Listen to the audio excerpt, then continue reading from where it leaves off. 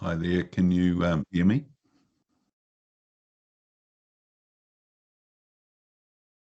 I can, but I'm not in the room. Okay. Hi Gary, how are you? I'm good, thank you, Rod.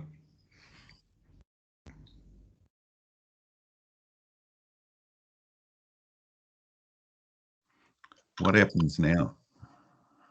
Well, I don't know if there's some problem with sound, and probably I've turned my camera off, Ed, so people can be seen better. So unless you're talking, are you, Ed, or not? Oh, good man. Shall I turn my camera off, do you think? Well, you're not coming on, you're not the first on, I don't think. As long as you can hear and see. Can you hear us in Thames? Can you hear us? Oh yeah. I don't think I can hear them. I can't hear them.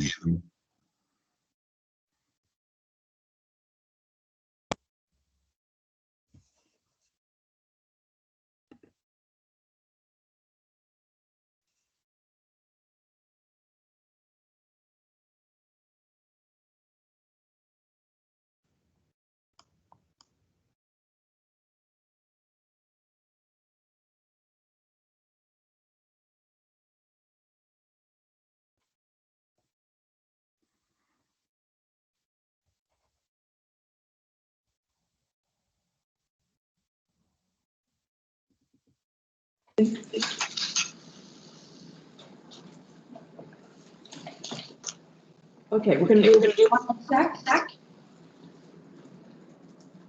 Okay.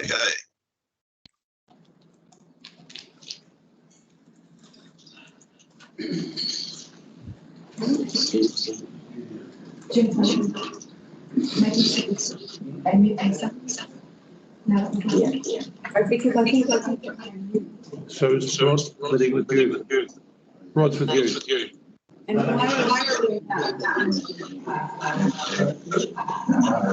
I apologize, we do have people in Thames that are working to assist as well. Why are we getting the feedback? Put your laptop on mute. It's on mute. Because they should be coming through the speaker. That's on mute. And that is not. Then they should be working. Are they coming through the laptop? I'm on mute.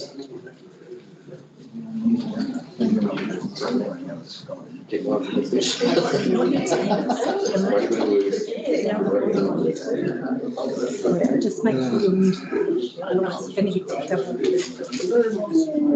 Mute there.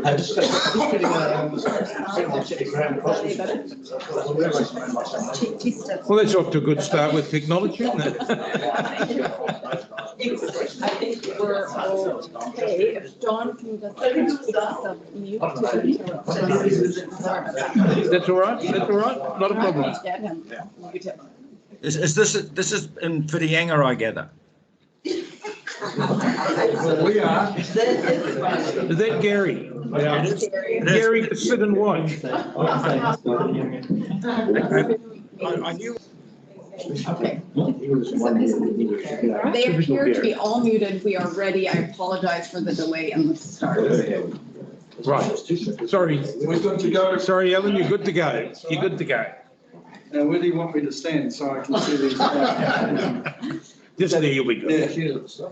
As I was saying, before technology got the better of us, that I don't propose to go through a lot of numbers and facts and figures, because being first cab off the rank, it's not a good start. You'll get some of those later on today, I'm sure.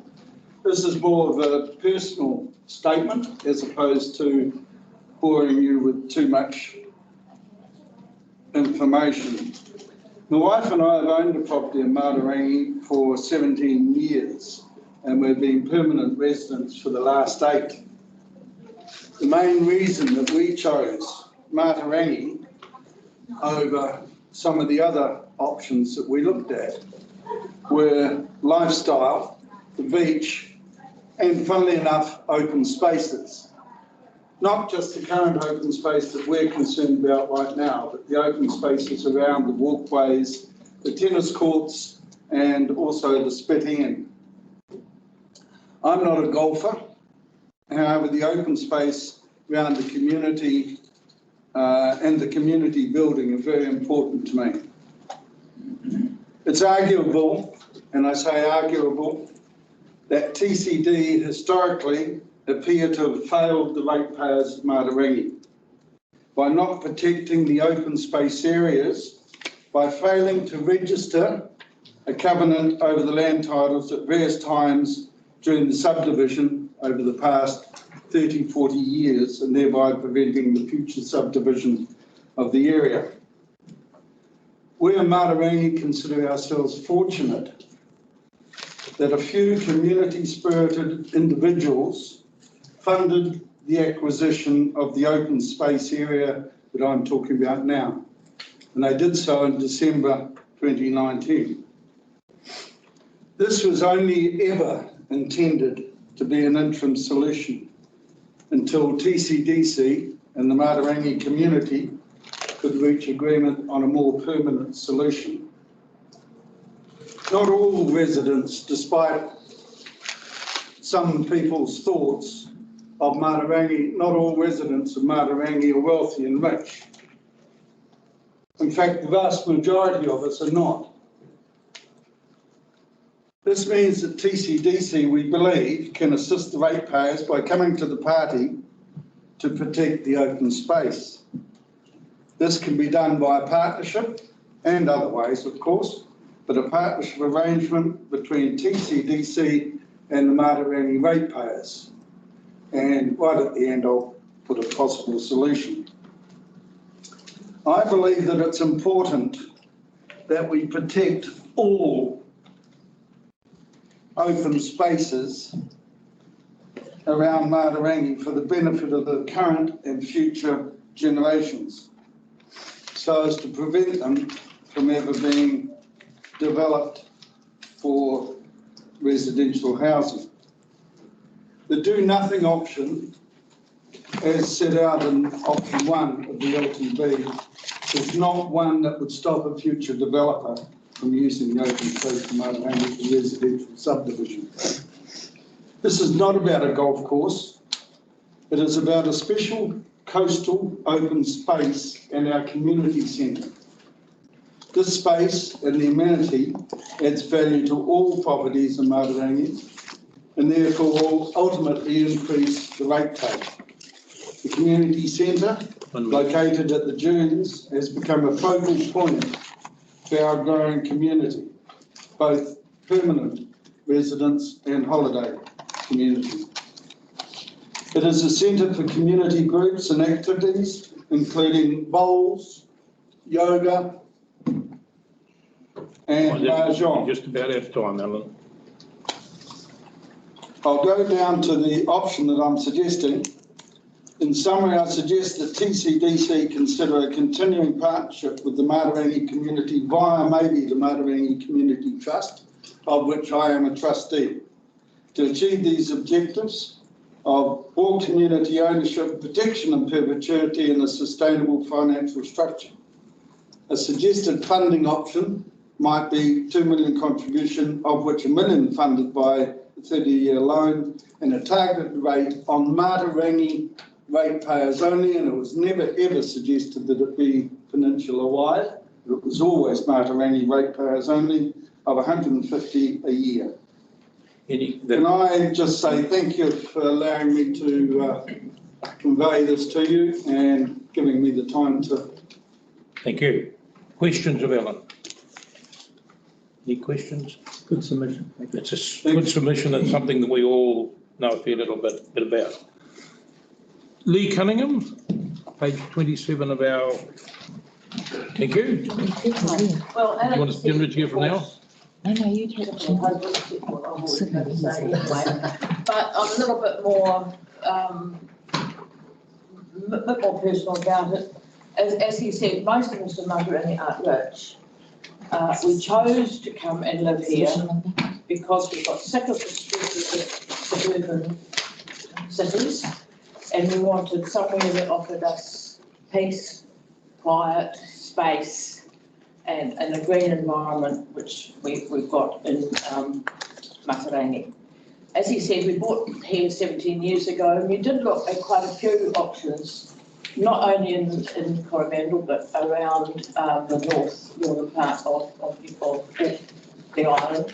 But we chose here mainly because a friend showed us around the walkways, and we looked through some of the spaces we could see, and you have no idea what beautiful spaces they are. I imagine most of you will have been through Matarangi at some stage, but if you walk through the walkways, they are, you almost put, dare I say it, 4 or 5 houses on some of the walkways. They're just so spacious, and we go for different walks every morning, and each walkway is different. There's trees, you're not looking into people's houses. There's tuis, you can hear them, not in the Pahutakawas, but there's another tree which they've adopted, and the raucous sound is increasing, and it's very, very obvious up in the open spaces area. We like to lie in bed at night listening to the sea. It's very loud sometimes because we stick right out into the sea, and that coastline is part of the attraction. Most people I know who bought into Matarangi have bought in for those reasons. Some have bought in to play golf because it is a very high standard golf course. We're not interested in golf at all, but it doesn't make any difference to have a coffee and or a drink and sit out in the community centre at the dunes and look out at that space is incredibly satisfying to the balm to the soul after a hard day of being in Matarangi, I suppose. We've had to do what we can to protect the spaces that we treasure, and we're very, very grateful that some people in the community have been able to buy the land off the developer that we fought so long for, even going to the environmental court to get the designation of the area not residential, and because that would have just been the end of Matarangi. As Alan said, the community centre at the dunes is increasingly thriving. More and more activities happen there every week, pretty well. There's regular bowls. In the off-season, it might not be everybody's cup of tea to go and have an evening playing rubber cube or learning how to play mahjong or something, but it gets the community together because there's experts in everything that live there, and we have got the time to indulge ourselves a little bit in learning new skills. And certainly my bowls, I can generally control the direction. 1 minute left. I'm still learning to control the speed. 1 minute left. Pardon me? 1 minute left. Oh, thank you. Well, just to conclude, Matarangi was planned as a spacious, open, green environment. Please let it continue to be as it was planned. Such action as getting involved with, as Alan suggested, a partnership with the Matarangi ratepayers or the community trust can only enhance TCDC standing in the area. It certainly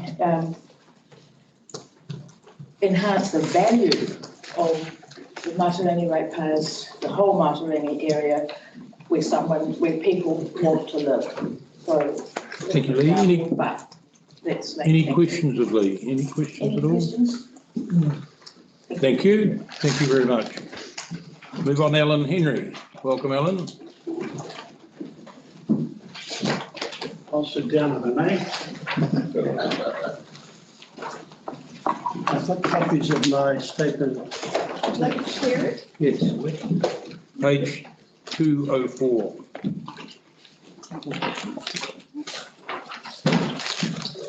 Thank you, Mr. Chairman. My name is Alan Henry. I'm a ratepayer resident of Cook's Beach.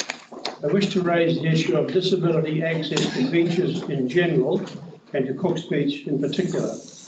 Last summer, I was coming up from the beach and saw a family group of 5 people. At the edge of the parking lot, 4 went down onto the beach and the other person stayed where he was. He was in a wheelchair and could not get onto the beach. He turned and wheeled away. This set me thinking, how unfair was this? Why should such a person why shouldn't such a person have the same access to the beach as I enjoy? Our beaches are amongst our most important assets on the Coromandel, and probably the greatest reason for the numbers who live and visit the peninsula. Yet there is a group within our community that is denied access to these assets. There is one family which overcomes the problem. They have a tractor with a platform and a hoist on the front. Their older disabled person is wheeled onto the platform and is then carried to the beach. The wheelchair is of tubular plastic with different style wheels. The tractor goes to the water's edge. The chair is wheeled into the sea where the occupant can float. When she has had enough, the process operates in reverse and the family returns home. Obviously, this is not a method available to everyone. There is another group of potential users of such access, the young mums who wheel their prams and pushchairs on a circuit around Marine Parade and Riverview Road. There is a safety element as there is no footpath and the exercise takes place on the road. I'm certainly not advocating for footpaths, but it can be noted the cost of access to the beach would be considerably less than that for footpaths. But with appropriate access, this group could also take advantage of the beach for exercise. In 2012, the Council adopted the Disability Strategy, which was reaffirmed in 2020. Essentially, the strategy provides that the rights of disabled people should be recognised and protected, and that anyone with impairment should be able to live and participate in their communities without facing barriers. With access, we think of public buildings, doorways, footpaths and the like, but why not beaches? The strategy also says that it should stand alongside other council plans and strategies. Yet it was interesting that at the consultation session for the Shoreline Management Plan, which I attended, there was no reference to disability access being considered, nor did the staff present seem interested in the concept. Surely such issues should be part of that plan. So I did some research. On Takapuna Beach in Auckland and at Days Bay in Wellington, access to the sea across the soft sand on these beaches has been established. There is a company, C1 South, which supplies a beach access matting 1.53 metres in width and made from recycled PET bottles. This matting can be removed if required and provides a stable path across soft sand. The possibilities are there for the Council to examine whether such a project could be undertaken at Cook's Beach as well as elsewhere on the peninsula. At Cook's Beach in the Central Reserve, there is an access way used for launching of boats. Although this is covered with sand, there is a concrete base which extends from the parking lot for some distance down towards the hard sand. This is one possibility for the provision of disabled access. I have raised the disability issue with staff members, and while they are informally receptive to the idea, their problem is one of allocating priorities within their operation budgets they are allocated. It is not fair that they should carry the burden of such a decision, and this should be more the responsibility of the councillors. Such a project requires specific capital funding.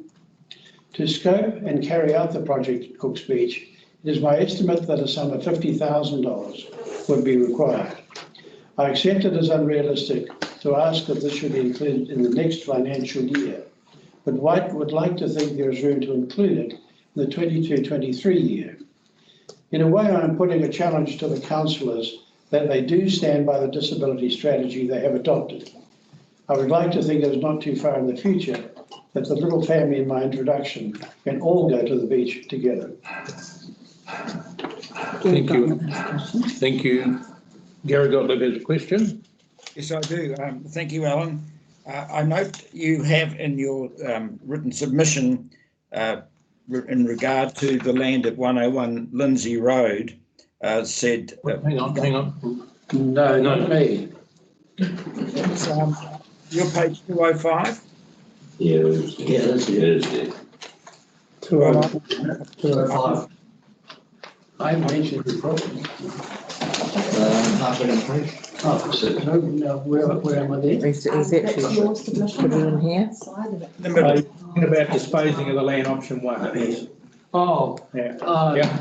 I didn't want to specifically address those issues, and I haven't even given a thought to expanding on what I've put there. And I think it's self-explanatory what I've said, if you don't mind. Well, I gather you're relying on what was the council recommendation. Are you aware of the history of this land? Are you aware that in the 1920s it was taken under the Public Works Act by from the Williamson family for a proposed state school, and it's remained in the community since? What's your question, Gary? Are you aware of the history of how this land came about? Well, the answer is no, I'm not. But rather than extend this conversation, I'm happy to withdraw my statement there, rather than spending time on something that I'm not fully able to justify. Okay, thank you. Thank you. Any other questions? Thank you, Ellen. Can I just ask one? I note the matting that you referred to made out of PET bottles. Did you have some idea of the cost per square metre of that? It runs at about $1,000 a metre. Okay. So we need some considerable metres, and then we have some considerable number of beaches. So I appreciate that. Yeah. I'm raising it as a possibility, as a prospect. Yeah. And obviously, it needs to be further scoped, and that's why I put my figure at 50,000. Because there'd be some examination time to be done and taken. Yeah. There'd be a cost at Cook's Beach. It may be that if it's successful at Cook's Beach, as I believe it could be, then that's room for the council to consider further access, further beaches from there. Thank you. Thank you, Ellen. Thank you. We'll move on to Murray Ward on behalf of the Hopkins Beach Ratepayers Association, page 41.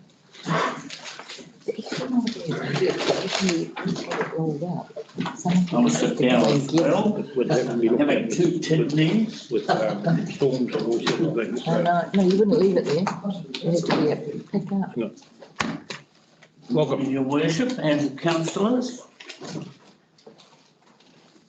My association's written submission can be summarised in 3 words: sewage, water, footpath. Sewage, water, footpath. The Wharekāho community wishes to see these issues addressed in the LTP. I put it to council that provision of wastewater, drinking water and safe footpaths are core business for any local authority in New Zealand. In a council paper headed Future Directions, which I came across in my preparation for today, doesn't actually have an issue date, but it invited submissions by 31 January 2000, 21 years ago. And in it, the council stated, among other things, that it saw its role as ensuring the provision and excellent delivery of community infrastructure services. These include roading, water and wastewater facilities. Council will invest in the infrastructure to meet today's demand while also planning and investing for future requirements. 21 years later, the Wharekāho community is still waiting for council to fulfil its role as expressed in this paper. Council also acknowledged in that paper that provision of those services was core business for any local authority. That role actually dovetails neatly with the very purpose of local government in New Zealand as set out in the Local Government Act 2002, which is to enable democratic local decision-making and action by and on behalf of communities, and to promote the social, economic, environmental and cultural well-being of communities in the present and for the future.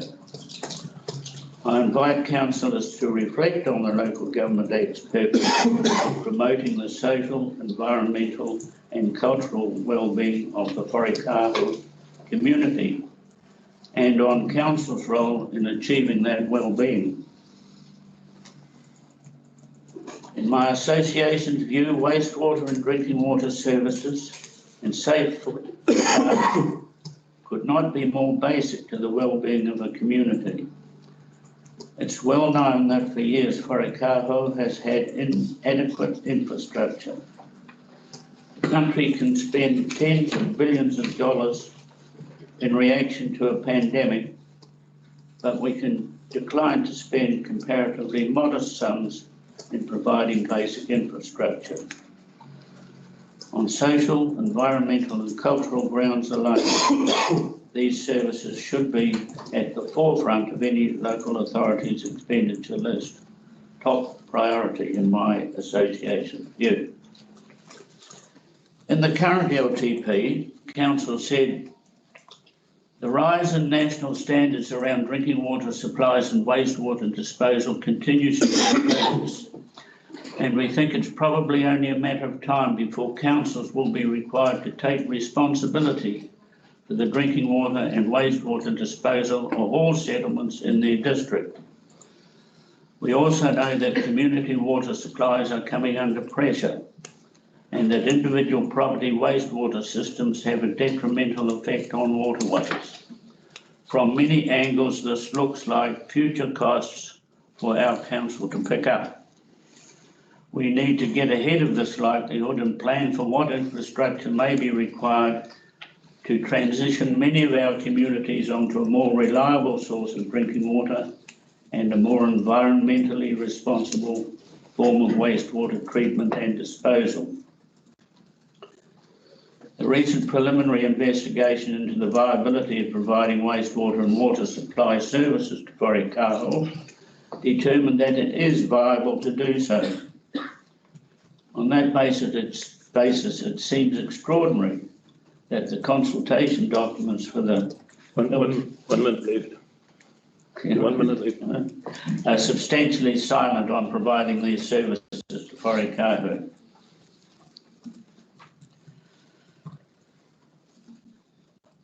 The Wharekāhau community has agitated for years to have a safe footpath constructed along State Highway 25. Council has constantly avoided the issue by saying the state highway status of the road means the issue is one for Waka Kotahi to address. My association believes it is for Council to prioritise construction of a footpath through Wharekāhau and then to seek funding from Waka Kotahi. Council is proposing to upgrade the playground of Winiata Place. That will inevitably result in more children using the area. With the proximity of a busy road, with traffic often exceeding the speed limit, safety of pedestrians and children in particular is paramount. The community asks that provisions for a footpath along State Highway 25 be included in the must-dos of the LTP and that Council then press Waka Kotahi to contribute funding. I'm abbreviating my statement now, sir. Good on you. Please therefore pay full regard to my association's submission and please include appropriate provisions in the LTP to carry out the requested infrastructure projects at Wharekāhau within the first 3 years of the LTP. We don't want political expediency from councillors eyeing the next local body election, nor do we want excuses anymore. We've had them for 30 or 40 years. We need action, and we need it now. Can I look at you straight in the eyes, sir, and say the local councils, 2 of the local councils are not standing next election, so that doesn't count. Gary has got a question. Sometimes he just forgets. You there, Gary? Be the same. No, he's gone. He's gone. Yeah, I hear. Okay. Did you have a question? I have a question for you. I noted you ticked the box and you said that you wanted the sale of the land in Whangamata to be sold and go into the council's coffers. Do you know any background about that land? Can I have a point of order here, please, Mr. Chair? Just a point of order on Gary's line of questioning. I can see it coming through. I believe that the history of the land acquisition is not relevant at this hearing, okay? No. Badgering submitters on issues they won't be aware of is irrelevant. And the council is satisfied that they are on a solid platform to dispose of the land if they should do so, okay? It is from that launch point that submitters are coming from, and that's what should be dealt with. Gary, I think we should limit our questions to what has been put in the submission, and I acknowledge your point that people have written on things there, and you're trying to make a point, they've made submission on something, they know the background, we accept that, and we don't want to go all day about it. Well, Murray, what I just want to know, do you know anything about the land that you put the tick on? Short answer, no, Gary. No, that's what I expect with most of them. Because common sense is, sure, you have money to. Thank you. Thanks, Gary. Any other questions of Murray? You want to table a statement today? I'm happy to do that Would you too, like to table that? if you'd like to. Now we're going to move on to. You're welcome to it. We're going to move on Can to. I actually just ask one question, Murray? Sorry, Murray. Yeah. Sorry, Murray, but no. Do you think that the numbers have increased exponentially for support for connection to water and wastewater in Wharekaho? I'm fairly confident Yeah. that they have. I've counted up, actually I've trawled through 10 volumes of submissions, scrolled through them, and I'm not envying your task in trying to reduce them to a coherent LTP. But the majority of the submissions that came from Wharekaho were in favour. I think there were maybe one or two. I wasn't actually referring to the submissions, but that's fine. That's good. Thank you. We're going to move on to Rod Cameron, who's on Teams. Just want to make a point here that staff have agreed that Rod gets 10 minutes. The reason being that there were 12 individual submissions that were put in, and he's agreed to do all those 12 instead of 12 individual ones coming here. Staff agreed to that earlier on. So in terms of time, 60 minutes is going to be reduced to 10 minutes. So that is the reason, if anyone's wondering why. Rod. Just unmute. Yep. Can you hear me now? Yes. If you put his camera on, you can get back on. He doesn't have to, it's optional. No, that's true. My camera's on. Thanks. Thank you for the opportunity to present, particularly remotely. I know it's probably a little inconvenient, but as notified, I do represent at this hearing at least 8 other families who have interests in ringing and made submission. Any reference in If he needs to keep still. submission today to open space in my comments refers to the open space that is currently a golf course at Matarangi, and this is to differentiate it from other open spaces at Matarangi. You presumably all have my detailed comments on the wording of this LTP as it relates to Matarangi in my open letter to Mayor Gowdy, and I'm happy to comment on these if they are clear, but I would like to take this opportunity to add 1 or 2 points. We at Matarangi have been fighting attempts to use the open space at Matarangi by respective private owners for 12 years. The last definitive milestone in this battle was the decision of the Environment Court. And since that decision, 2 important things happened. The first was that a small group of people with interest in Matarangi provided the funds at very short notice to buy this open space in a very narrow window of time. They did this to prevent the land being purchased by yet more private interests looking to capitalise on an opportunity to make profits for their own benefit and to the detriment of the community. I understand that there were at least 2 other parties that were interested. The reason for this was also to warehouse the property, to give the community time to raise the funds to take over the property for the community, either wholly or in part. This purchasing entity, called the Matarangi Landholding Company, is called that. And while I'm a shareholder of this company, I have no authority to comment officially on its current position. However, I can say with some certainty that if further community funds are not found to consolidate the company equity base, the owners will be forced to look to other means of funding, just like previous owners of this land have tried to do. The second thing that happened, and to take advantage of this land purchase, the community formed the Matarangi Community Trust and got charitable status for that trust. The landowning company, this trust, and the ratepayers have, I understand, been in discussion with council over providing the necessary seed funding for this initiative. I understand that these discussions came to certain definitive conclusions and that the next step in the process was to have it included in the 10-year plan. With this in mind, and from our perspective, this wording of the LTP appears to be a cynical strategy adopted by certain people in council to ensure there is no council financial recompense for the planning and consenting failing at Matarangi over a very long period of time. The reasons for this approach are unclear, as it should be blindingly obvious to all at council that leaving this land in private hands with no covenants to protect the open space zoning in perpetuity puts us all right back where we started in 2009, especially the most vulnerable area of lot 36 or holes 1 and 2 and probably hole 3. I'm happy to elaborate on what I see as obvious if this is unclear to the hearing.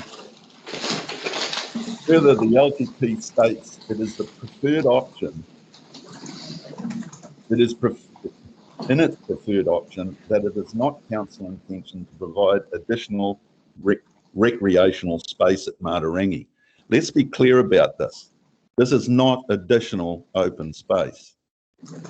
This is open space that was an integral part of the open space complementary development at the western end of the Matarangi Peninsula and particularly south of Matarangi Drive. Council approved this open space as part of its consenting processes and then failed to protect it. Personally, I'm not aware of any suggestion that council would own this space. Maybe the spit end, maybe the beach setback, but certainly not the bulk of the land. And in 2009, it's important to point out that we have never lobbied council or presented evidence at planning hearings or to the Environment Court that referred to a golf course as documented in the long-term plan. This has always been about past council consented open space, not golf, and certainly not suggesting or asking council to fund golf as an activity. And talking about golf, where did the amount of 2.26 million come from as detailed in the LTP? It really defies belief that council included this made up or assumed amount in a document as important as a 10-year plan.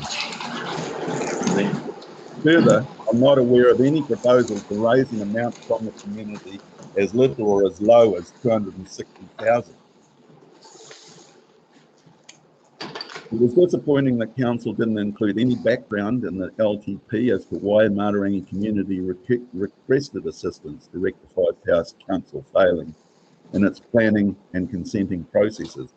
This gives a totally incorrect summary of the situation to ratepayers remote from Matarangi and totally ignores the direction of council's own proposed district plan hearing commissioners, which was to start negotiating with Matarangi residents to purchase this land.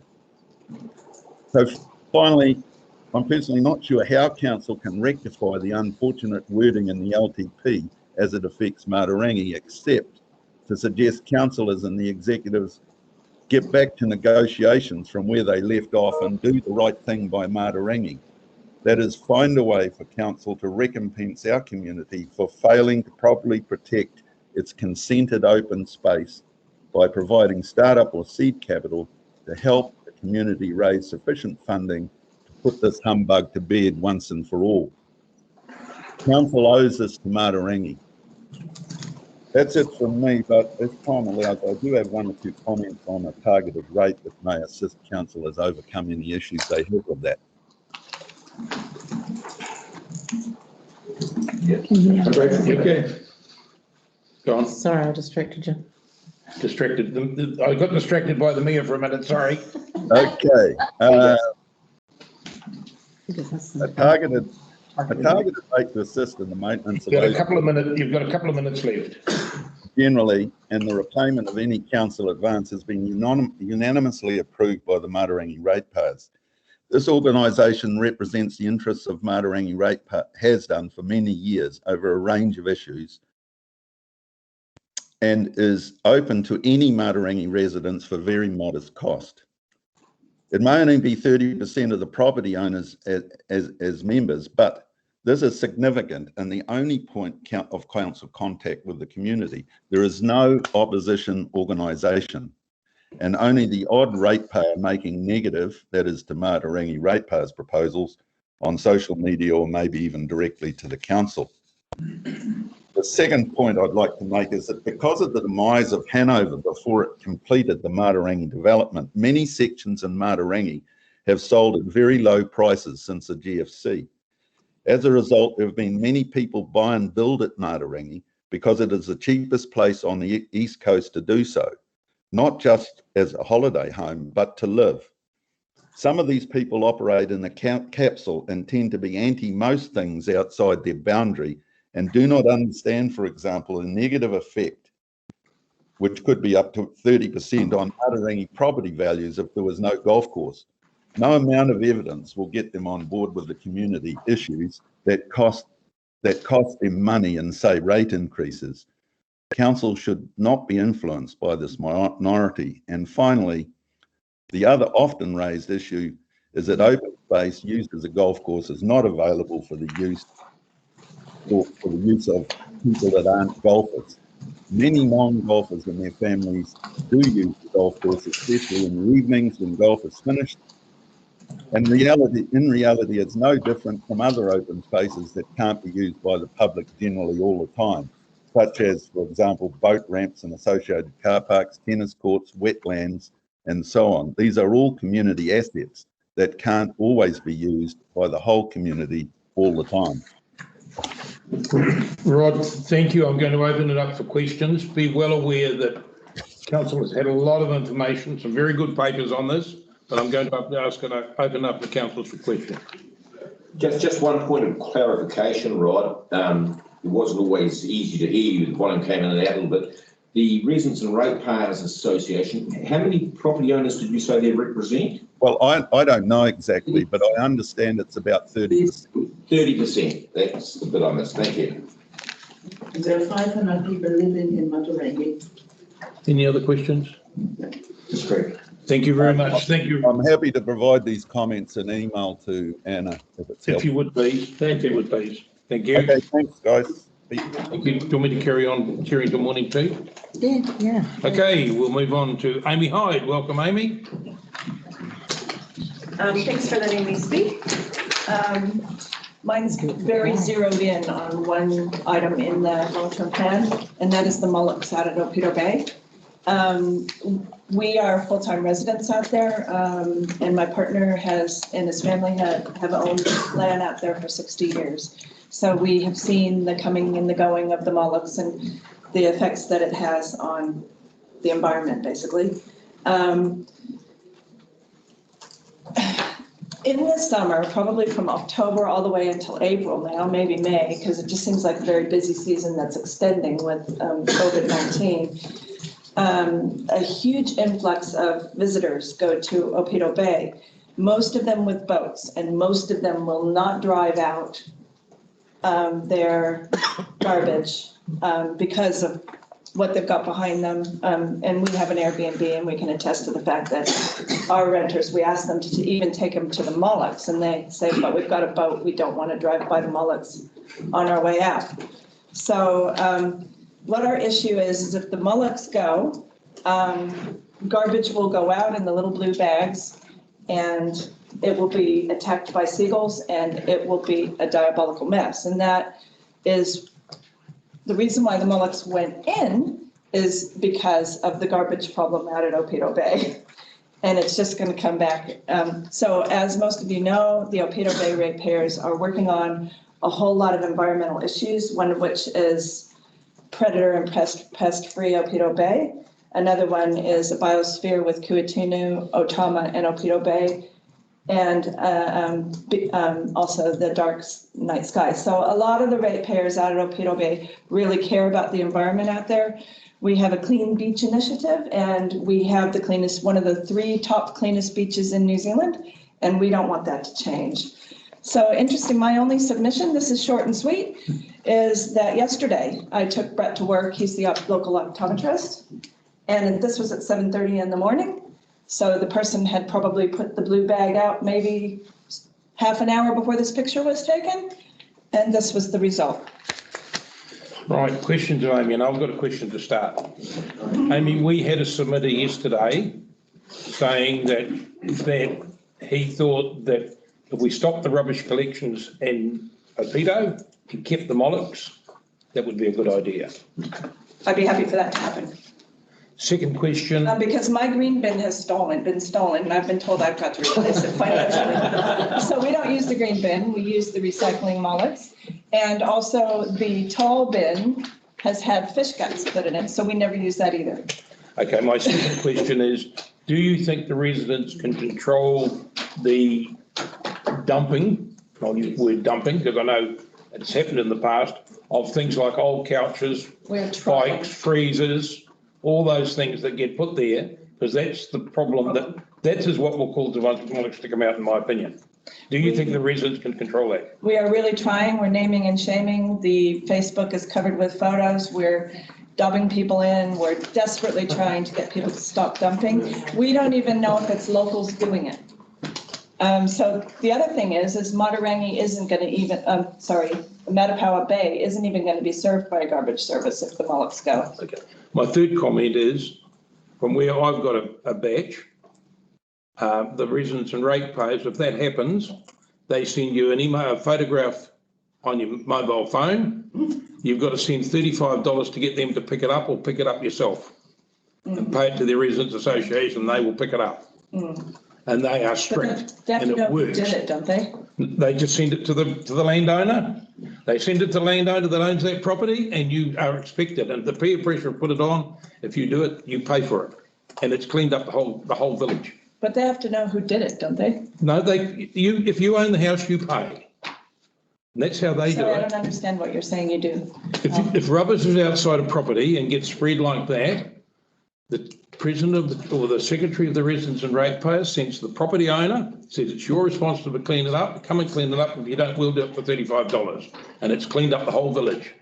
And I just offered a suggestion. I can't see that because the Opito Bay is pretty remote. And this is remote too. That I can't see working, I have to say. I'll tell you, it works a treat. Can I ask a question? Because they're so far away, they won't. Works a treat. Okay. Are you aware of? But it's too late. Half the garbage is already down on the beach. Are you aware of an instance where a young person has set up an initiative because of the same sort of situation as Opito Bay, where they have few residents and a lot of absentee, and the rubbish collection and once the rubbish is being collected, or prior to, it's just someone that's there that is monitoring and cleaning up or disposing whatever's required in terms of rubbish. And it's a little business initiative that's come up from a high school student. So I'm sure there'd be somebody there that might be able to take up a business initiative that. There's hardly any permanent residents there. Okay. And Sue could do something. Okay. Well, okay, that brings up the end of my submission. I mean, there's only 11 permanent residents where I'm talking about, so any other questions? It's only about the same in Opito Bay. But what I want to say is, sorry, I have one last thing to say, is that the extra $2 million rates from the Opito Sands residents, I'm sure could pay for the $17,000 it costs to keep the molluscs. Thank you, Amy. Good point. Right. That's a good point. We'll move on. Increased rate. Denise Bowler. Money. Denise Bowler, thank you. Good point. Welcome. Thank you for having me here today. Page 87. So my name is Denise Bowler and I'm one of the owners, operators and a skipper for Fishing Ends and Adventures Limited. We're a fishing charter business that has been running out of Pirianga Wharf for almost 3 years now. We're here in regards to the wharf fee charges being raised for our area. So first I'd like to note though that we, along with other wharf users, were only informed of any significant changes by TCDC staff only a few days before the written submissions were due in, hence why we've probably had a few separate people come and do submissions rather than a whole wharf users group. And it's my belief that none of the current commercial wharf users group were consulted in regards to any of the significant changes to the wharf fee schedule. Upon reading the long-term plan consultation document for 2021 to 2031, it states the following, that we are also proposing to review the charges for commercial use of our wharves, which vary across the district and do not represent a fair share of the ongoing maintenance and improvement costs for these assets. Significant changes may be proposed through the review, and we will be engaging with key parties, including user groups, over the next 12 months as part of the review. We also consult with our communities about any proposed changes to the future annual plan review or via the 2024 to 2034 LTP.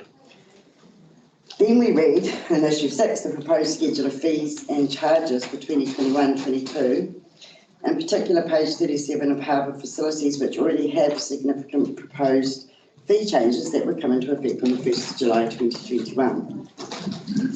As far as I'm aware, our business is part of a key party and user group that should be consulted in regards to these significant changes. And to give you some idea of how significant these changes will be for us, based on our previous season, these changes would mean we will be paying 11 times the amount we currently pay per year to use the wharf.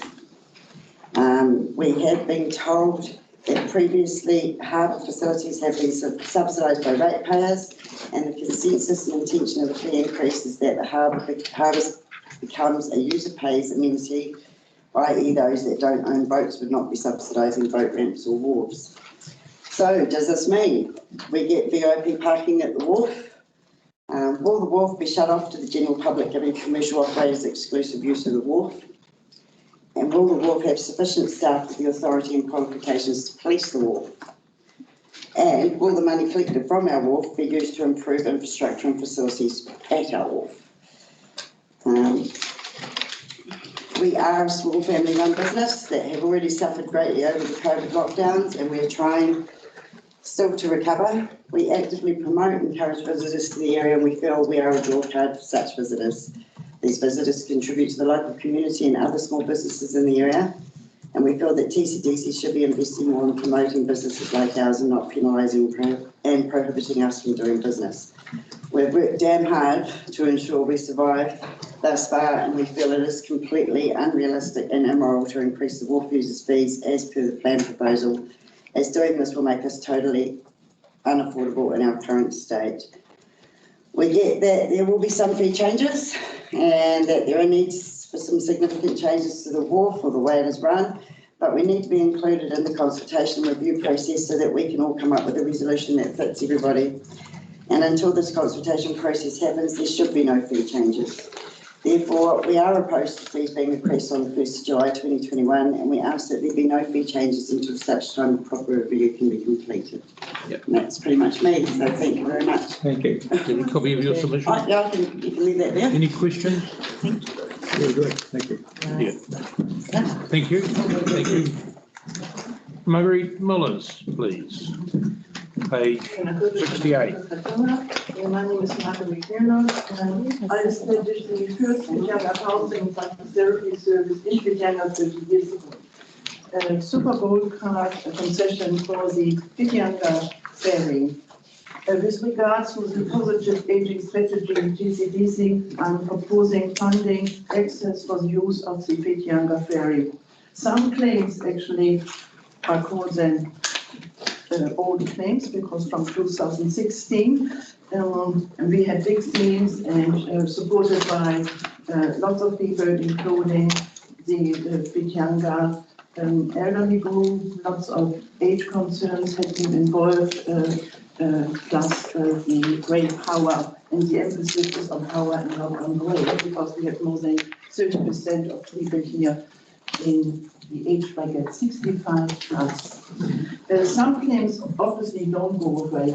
Now the operation of the ferry is relevant to our local area, everyone knows that. A woman rang me the other day and said, Marguerite, what is the silly thing that the operation is classified as a tourist operation? Everyone knows we need those ferries for the people to come there to doctors and go back and have shopping done and so forth. People have very little money in town, and they're actually relying on this 5-minute ferry, and they can't afford to pay $7. Now, I quote in an early Whitianga Regional Council application, and it was in 2007, when the Super Gold Card team was being set up, the Whitianga ferry service was described as a tourist operation. Now, this was a good example of someone official who possibly didn't even know that Whitianga was on the map.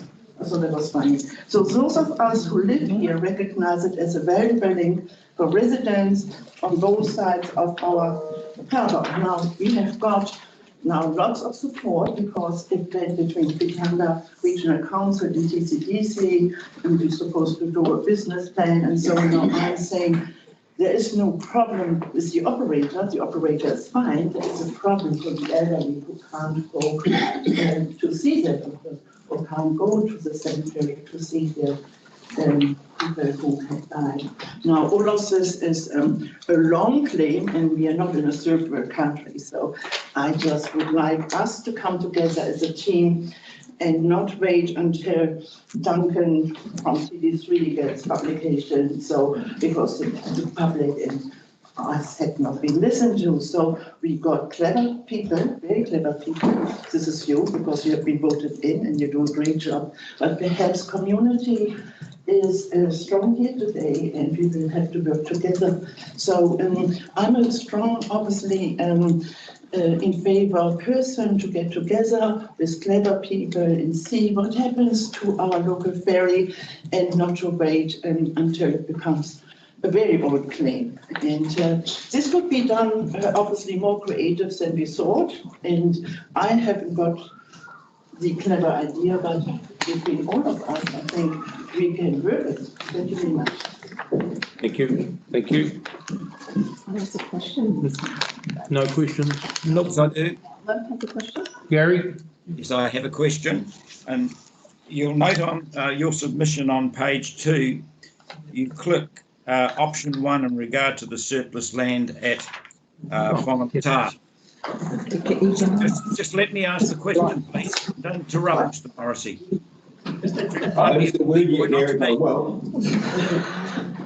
Me? Marguerite, do you know anything about the community in Whangamata and their desires for that land, what they want to use that land for? Well, I'm not talking about other claims in my submission. I'm talking about my very claim here in Whitianga.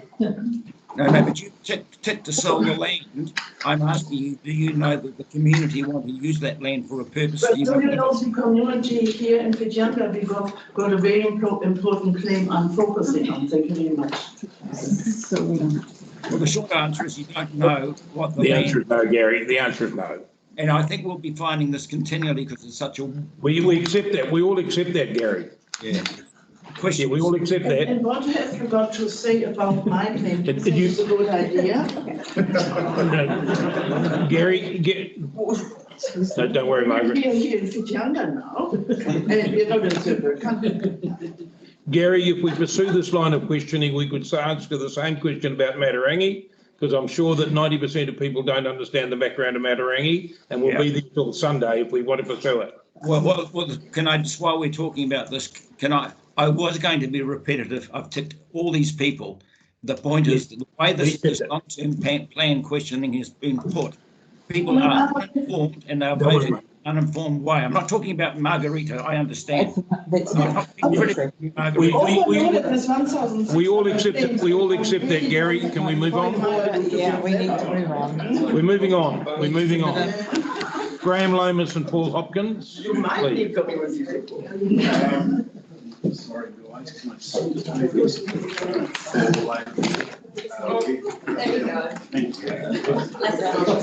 Welcome. Tia Māori ora, tēnā koutou katoa, and ko Graham Lomas aho, ko chairperson Mercury Bay South ratepayers, residents and ratepayers. Love to see Sandra, Murray, councillors, staff, Alan, Sue, and others around, and those of you who have been presenting. You can see my notes are immaculate. Absolutely immaculate.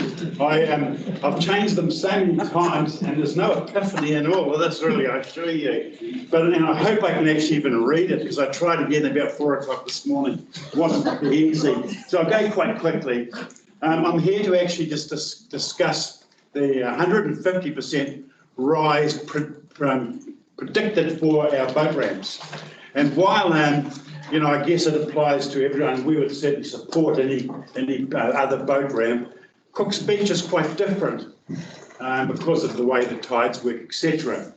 So to me, today coming here is a little bit like Groundhog Day, about the deja vu, because we actually opposed the fee from $0 to $80 not that long ago, and for it now to be predicted for $200,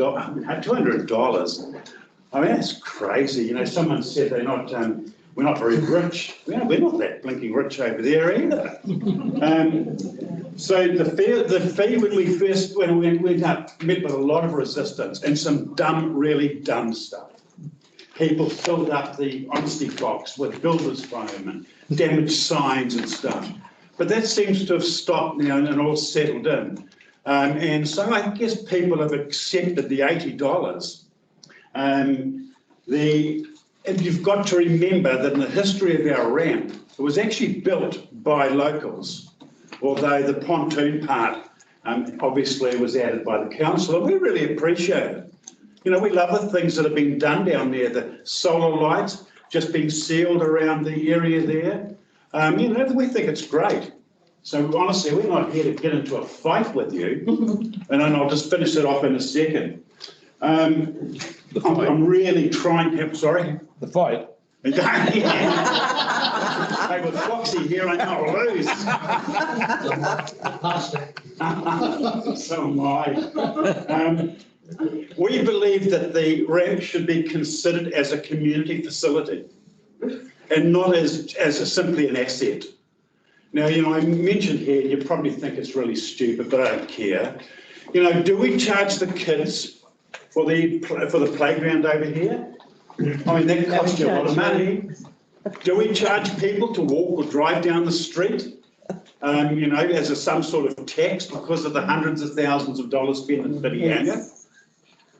We don't. So why pick on the poor bloody fishermen? And the other thing is too, is that, and I sold my boat, but so I'm not one of those at the moment. But they're a group that mostly come from Hahei, Hopwater Beach. We're all Mercury-based south. We're not catering for all the tourists, etc. This is a local thing. 1 minute, okay. So here we go. In conclusion, why do we have to have the increase? We've actually asked for information about expenditure and income on the thing, but wasn't available today, unfortunately. But we will. We're still asking for that, and we will follow that through to see where it will take us. Make a name for yourselves. It's not going to cost you anything. Okay, it'll cost you a little tiny bit of money in what you're predicting, but people are not going to pay it anyway. Very clever trick at the moment. You simply, as you go and put your boat out in the water, you get someone to go take your boat trailer away. As you're coming in and get to Muscle Rock, come and pick me up there, please, out of the boat ramp. So they're dodging it anyway. No, that's what we want. Well, I tell you what, the more, it's not going to make any more money because people are just going to be resistant. Our community is strong, and they will fight it. Fight it on the beach room. Thank you very much for the opportunity. Hey! We appreciate it. All the very best. I know it's pretty tough work sitting for 2 or 3 days, listening to people such as me garbling. I will type it out, or my wife will. I thought she must have. Then I can send it to you. That's great. Thank you very much. Thank you, Graham, and I'm sure your presentation, everyone will remember your presentation. Okay, we're going to move on to Paul Hopkins. Thank you. Page 200. And we note the speed limits. Sandra, Murray, fellow councillors. Look, there must be a metre of base south, and I've got my little bit of paper too. And for the life of me, I couldn't find my the copy of my submission, so I obviously just wrote it as I was on the line. Totally agree with Graham, obviously, on the boat rent charges. I too think that they should be part of what our community is. It should be like parks and reserves. I think they're a given our area. Look at it, everybody has a boat. Yeah, and you know, speaking for Cook's Beach, we don't have any or very little guttering, not many footpaths. I mean, there's not a lot being thrown at Cook's Beach over the last decade. It seems to be Hottie and Ha-Hey that have got all the money, so it's about not a city parochial stuff. I really came to speak about the wharves and the charges that have been looked at for the operators that the young lady spoke earlier on about, and she did a very good job, I thought. You know, I look at the analogy of, to me, this is a knee-jerk reaction. I mean, why would you charge $2 per person for a tour operator? And you've got the likes of the fishermen out here that are probably earning a lot more than they are, who are sitting on moorings and come in and you charge them two cups of coffee. I mean, you know, where's the justice in that? It's just, it's not just there, it's why do you single out one particular sector? The whole thing needs looking at concessions, concessionaires, the whole thing. To suddenly single out a particular sector is very short-sighted. So, you know, what I'd like to see is okay, look at it. Nobody wants to pay per person or sit on the wharf for half an hour and then for $5 and then it go up to 20 if you're over that. I mean, you're going to be paying somebody 50 grand a year to police it for a start. So where's the revenue gain from that? You know, put up the rates, okay. You know, make the length of the charge for the boat a little bit more. You know, they were earning a business off the wharf. I think, though, if you're looking at Whitianga Wharf, I mean, when they did that reclamation, they should have done the thing right out anyway. There would have been no problems. We would have bunged something on the outside, and all the tour operators would have been using that. But we get a mayor that wanted to head into town instead.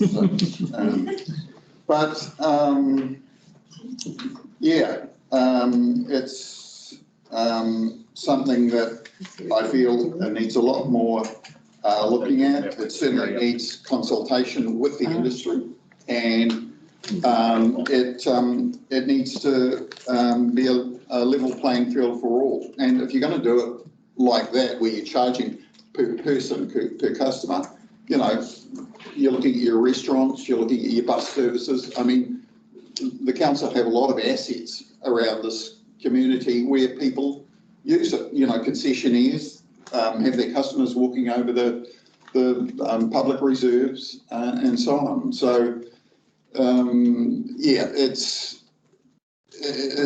a rather draconian step. I think you need to step back, get somebody to look at the whole field, not just single out one particular sector of the market. So, yeah. That's Gary's got a question. Yeah. That's not about a tick, is it? Well, no, what I just need to get, Paul, this is just a side issue with myself and the council, and you just happen to have ticked a box. Yeah. One of the things is this: if you're going to tick a box, one would imagine you would feel informed. Now, you have ticked the box on page 2 about option 1 for the Whangamata land that you support selling. it's money going to the council. Do you know the background in regard to the land? No, I don't, but in this time of austerity, I ticked, that was I'll stand by that, I ticked it. I'm looking at money coming back to the coffers. So, you know, I don't know the background, but I ticked. That's the point. That's my point I've been trying to get to. Well, you've made your point well and truly, Gary, and we all accept your point. And And we've noted it down, and I don't think there's any point in asking it anymore. Just sorry, Let's Paul. move on. Go to the next one, you know. Yeah. Yeah. Okay. Any questions? Oh, sorry. No, thank you. Murray, you say we all, I don't agree. I can tell the body language of a couple of the councillors. If I can have the acceptance, that's not an informed decision being made. I think we all accept that, don't we? No, I don't accept that. Hey, point of order. This forum is about listening to submitters and asking questions. It's not for any other comment from any of the elected representatives here. It's about asking submitters questions relevant to their submissions, listening to their answers and respecting their position on their answers. And I will continue to ask that question. Thank you. Well, Gary, that's fine. That's fine. I won't be in the chair, and I won't let you ask it anyway. We know the answer. Right, we're going to move on to Donald Barry, please. online. By Teams. Welcome, Don. Yeah, thank you, everyone. Look, it's been. I'm here to talk about the boat ramp fees. I love that impassioned presentation recently. Look, I think the generations, the Coromandel and boating, Coromandel has been synonymous with boating and more than activities. Before I just talk about the boat ramp fees, if I have a look at the long-term plan, projected to have a 60% increase in charges over 10 years with 13% increase in year one. Now that's about 2 to 3 times CPI. I think you've flagged huge increases to ratepayers, and I guess we all get that. But you know, being I think they still need a degree of scrutiny. So if we have a look at back at the boat ramp fees, I attached a table because I thought, look, at the end of the day, there's an implied contract between council and its electorate to. I'm not going to be like going to mince words here, to use its I guess monopolistic position fairly.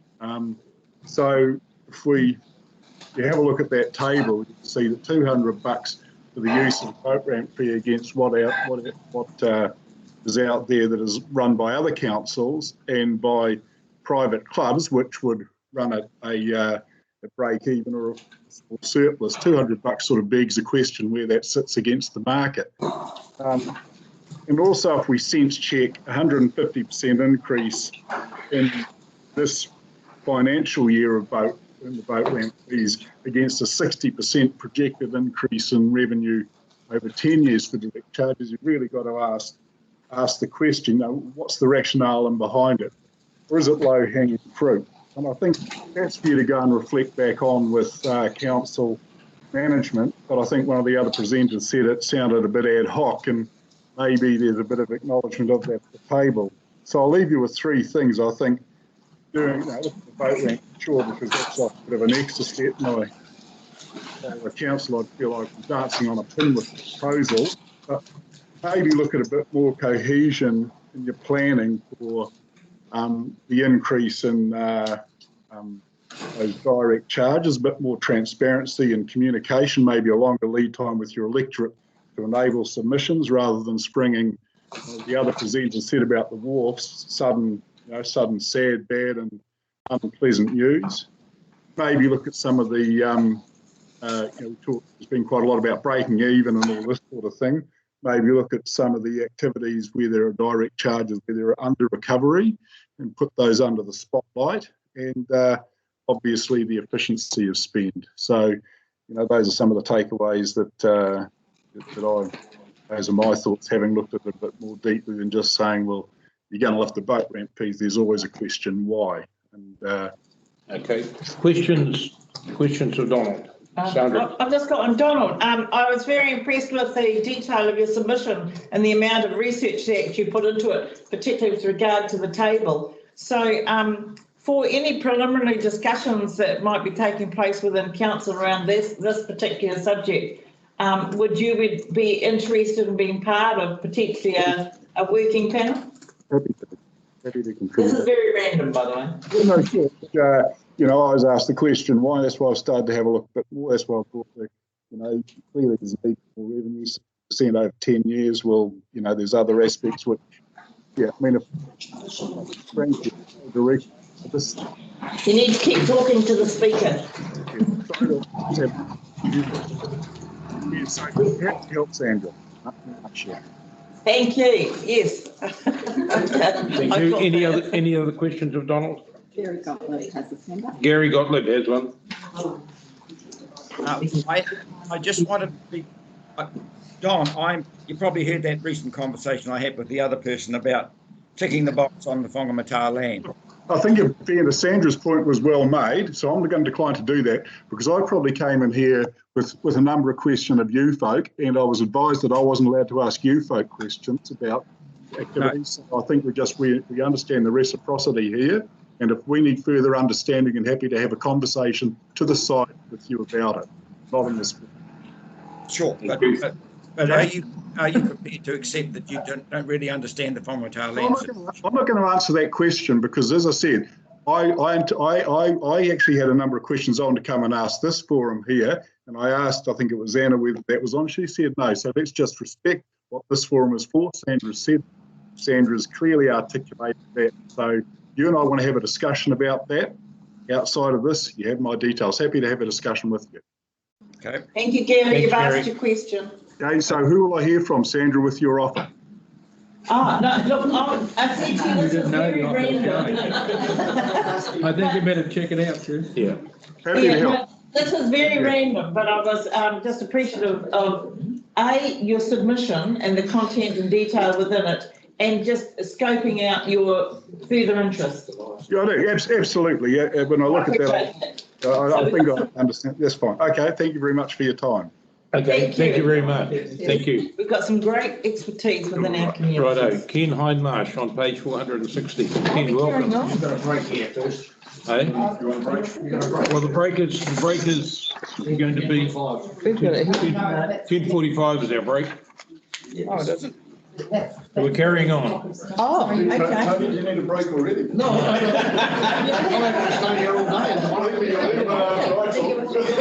Well done, Harry. Welcome, Ken. So for everybody here, my name is Ken Hindmarsh. I'm the owner-operator of Cathedral Cove Cruises based here at the wharf. I'm speaking on the increase in fees. I'm going to try and keep it very simple. I've got a document that I'm going to basically read or try to read, and then I'll leave it on the table for you. We're pretty much aware of the fees that were proposed, and we thank the council for delaying the implementation, which, even though it wasn't 12 months consultation and then 1st July, so we appreciate and we look forward to the consultation. To give you an idea, for me, myself, I calculated the new fee structure out of my business for the year, not 2019 and 20, compared to 2021. In 1920, which was quite a good year, my fee would have been gone from $400 a year to $7,000 a year, something like a 1,700% increase. If you applied that increase to a rubbish bag in town, it would go from $3 to $97.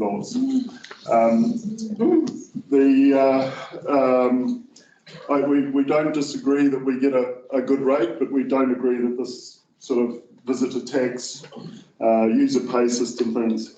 We're a very small user group. There's only 5 companies.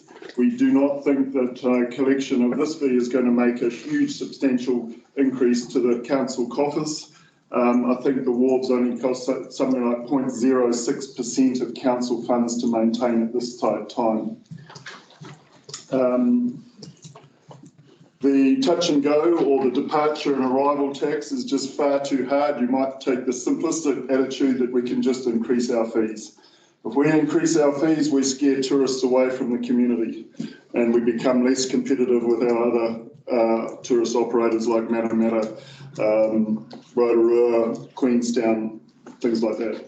The wharf is a public asset and is a hub of this community. We have a bunch of sea-loving Kiwis and international that come here to go on the sea. It should be funded just like all our other facilities that are council-owned in the community, not picked on by a small group that's really not going to make a substantial cost advantage. I've sort of gone all over the place here, but that's all right. I tend to do that. I'm a ratepayer in this community. I pay more than one. I don't use a large number of the facilities in this community, but I accept that my rates should pay for them. And I think the wharf should be in that category as well. If the council was really looking for something that would be fairer system to collect additional taxes, and I don't think we need to, I looked into the TCDC rates website, and since 2017, CV values of property in this community have gone up 20%, and not counting the rates increases, I wonder where those increases and what we're paying to fund the council have gone if they can't help fund a small proportion of the wharf. I will leave a little suggestion. If they were that tight, maybe other opportunities should be looked at. Auckland has a fuel tax. Why can't we have a fuel tax here?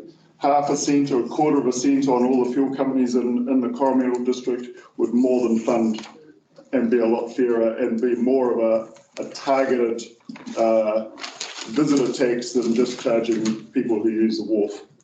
Winding up. I will leave you with just a few questions. How will it be collected?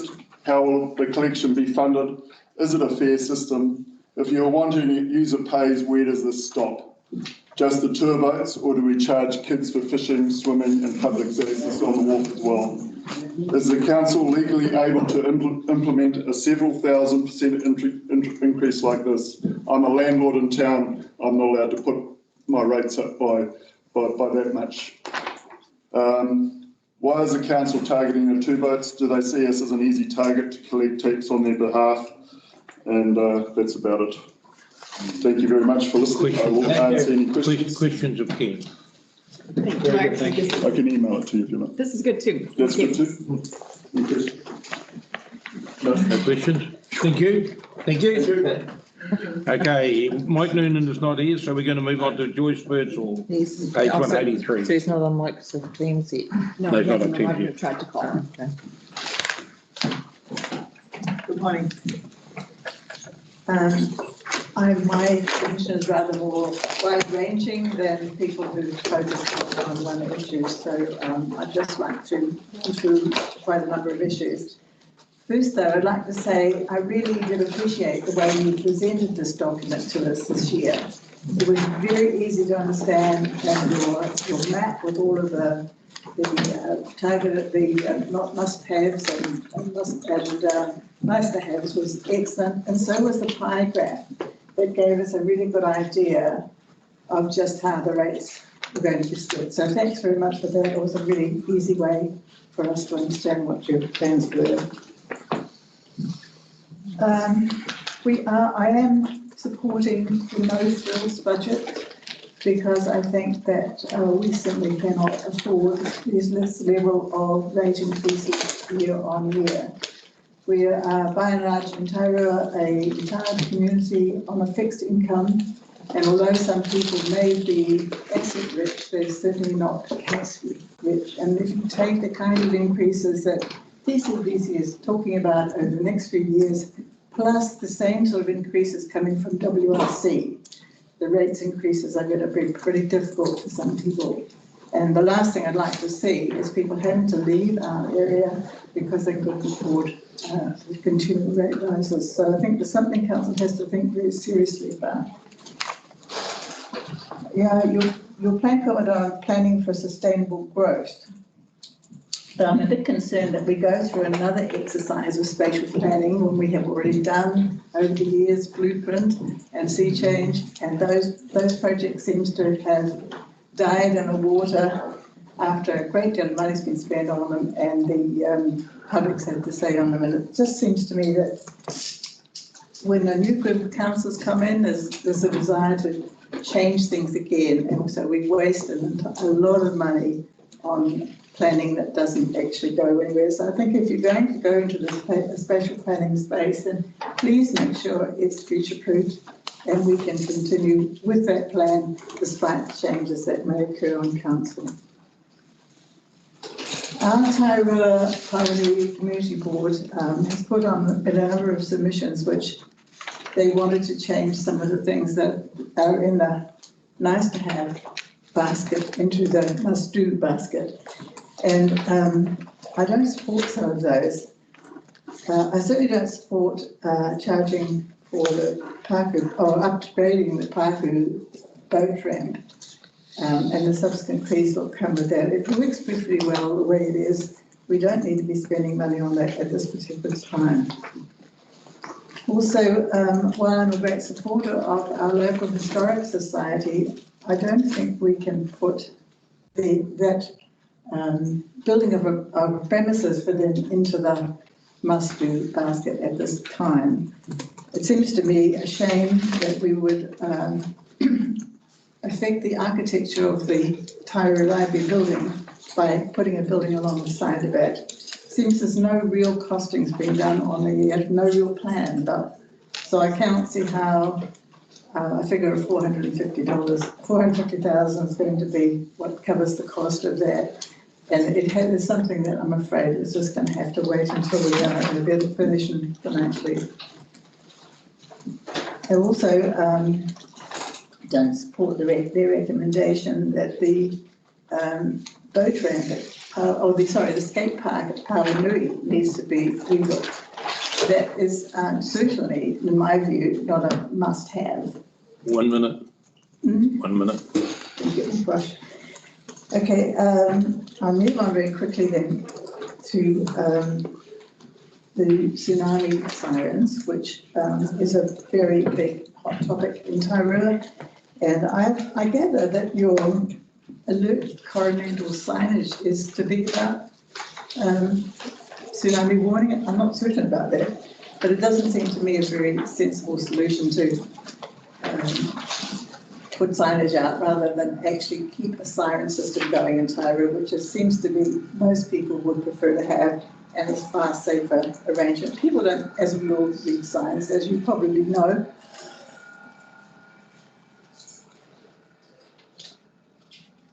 Just since I'm being wound up, just one comment very quickly is I would have liked to see some money in the budget for biodiversity protection on the Coromandel. It's a very big issue for us here, and I would like to see some involvement in the council in that.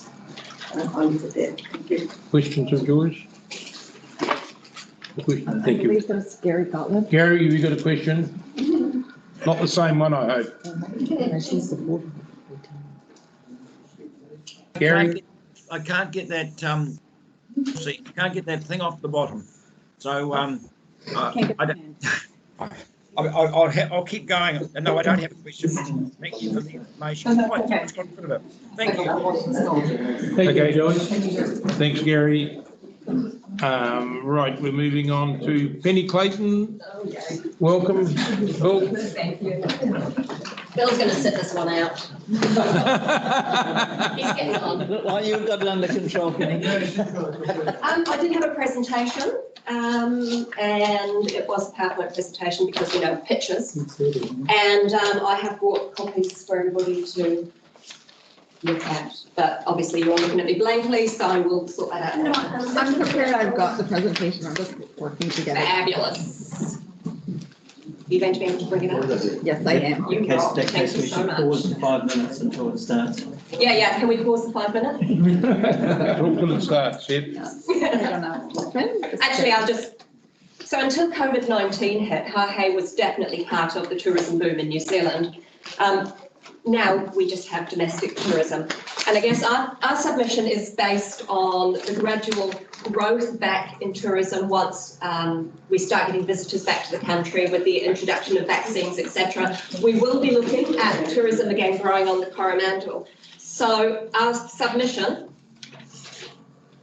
which was agreed, I'll keep talking, which was agreed at, by a majority at, oh, that's fantastic, thank you so much.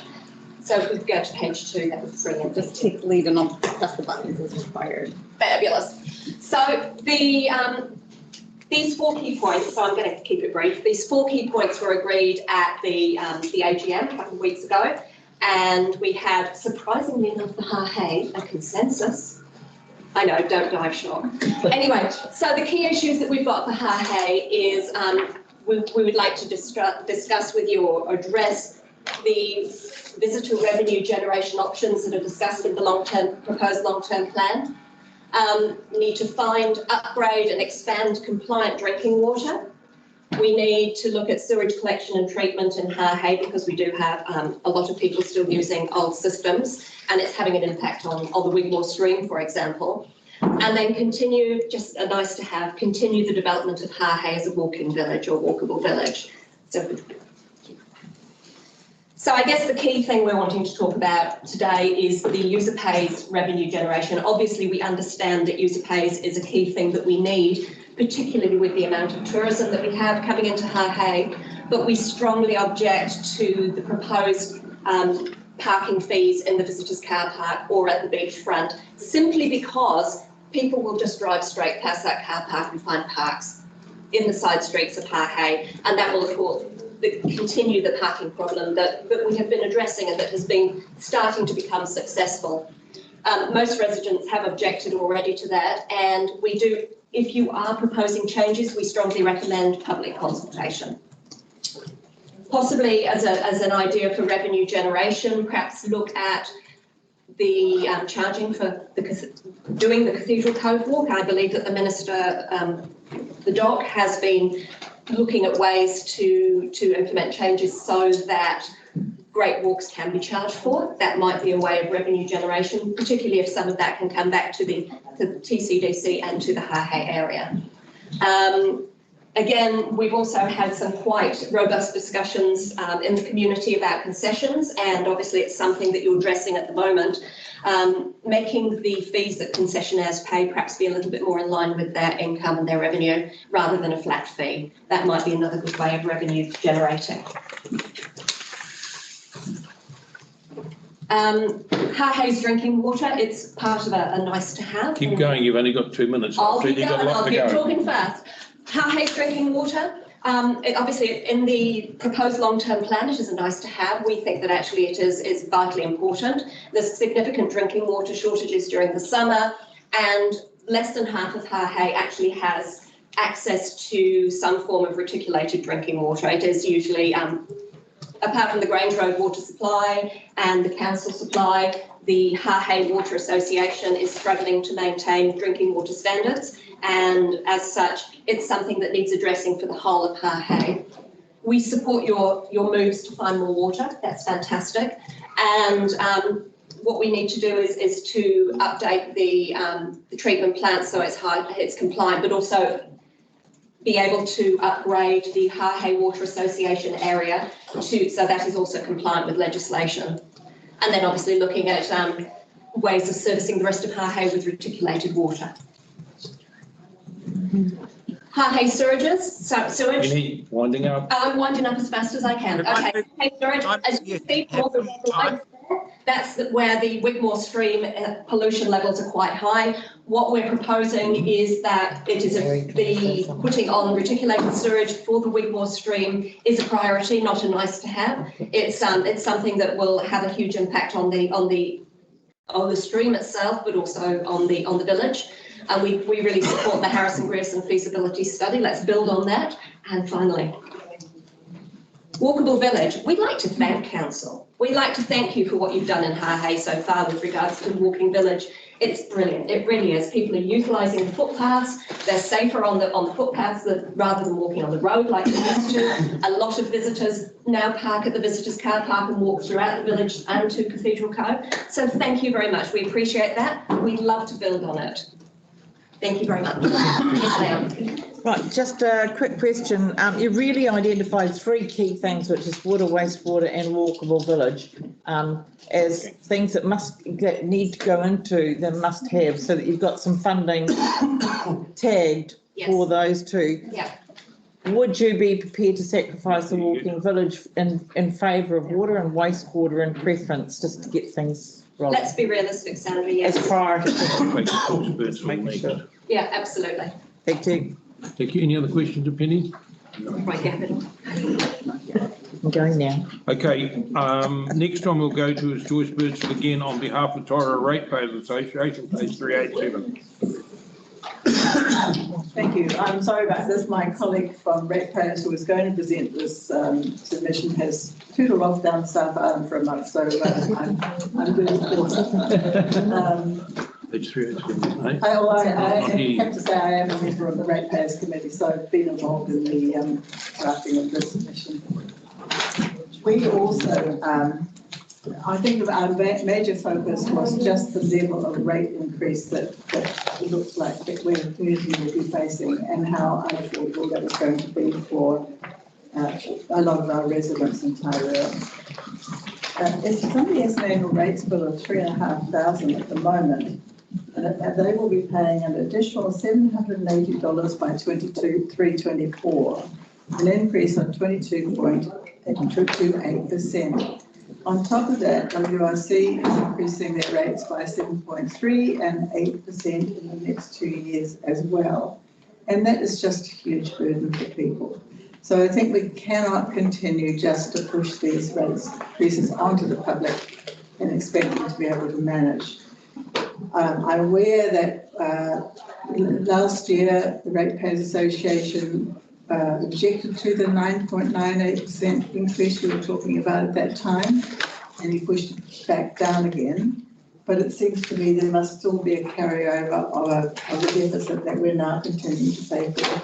And somewhere along the line, we're just going to have to cut costs to suit the money we have available.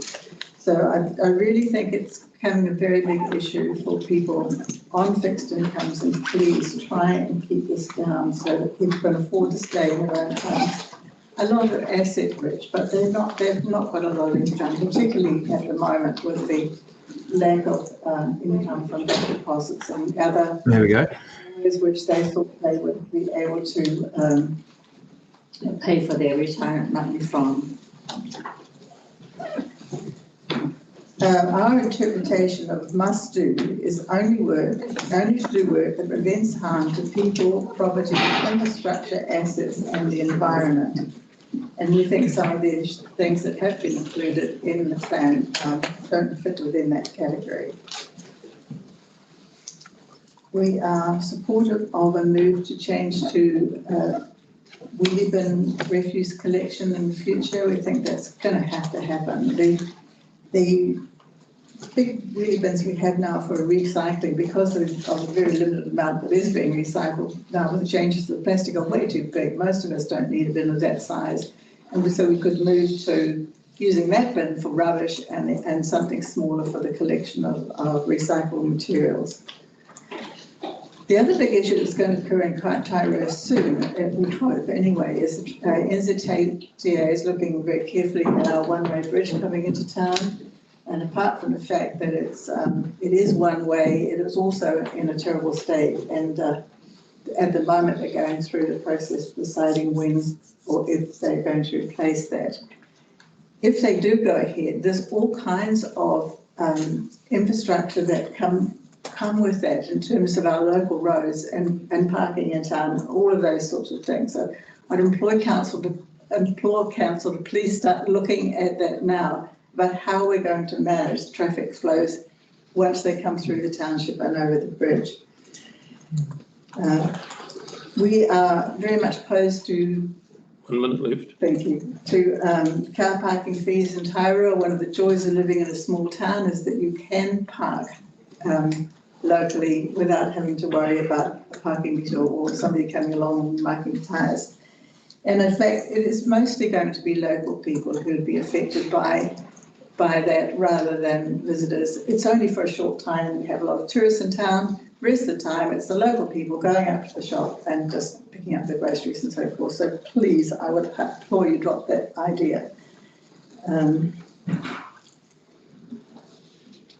We are supportive of the shoreline management plan work that's being done at the moment, and I look forward to getting some information out of that that will help us deal with the huge flooding issues we have over the winter time when we're out of town. Okay. Questions of Joyce? Any questions?